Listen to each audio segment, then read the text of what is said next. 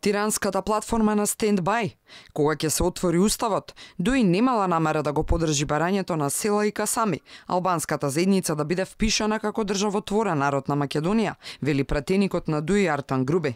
Ама само сега, додека трае процесот околу Преспанскиот договор, оти приоритет негов било за членувањето во НАТО и ЕУ. Груби не кажа дека во иднина тоа нема да се направи. Процесот на решавање на спорот со името со Република Грција е од апсолутен приоритет и од најголем значај на денешницата за Република Македонија и предпоставуваме најзначајниот процес од осамостојувањето па се до ден денес.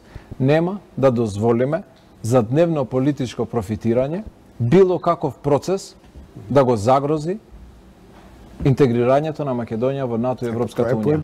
Дали Дуи игра на одложување во пресрет на претседателските избори, кога владеачката гарнитура има намера да настапи со консензуален кандидат?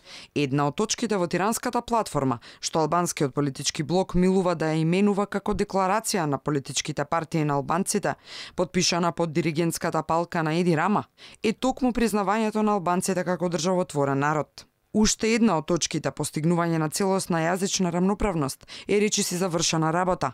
Согласањето на законот за двојазичност, сега не подпишан од шефот на државата, но ќе стои во фиокат до претседателските избори.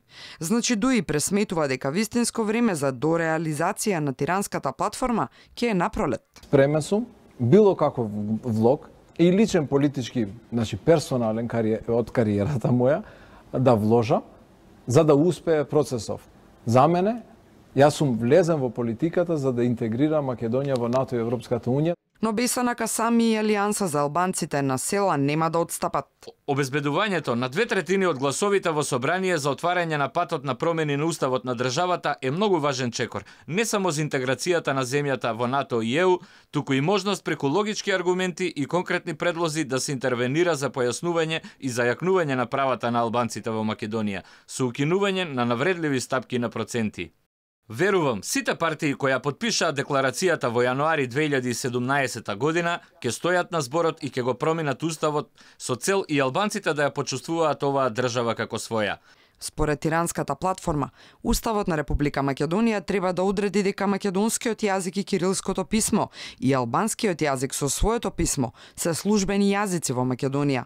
А една од точките е и дека ќе треба се опфатна дебата околу знамето, химната, државниот грб, со цел државните символи да го рефлектираат мултиетничкото општество и етничката рамноправност, се вели во платформата.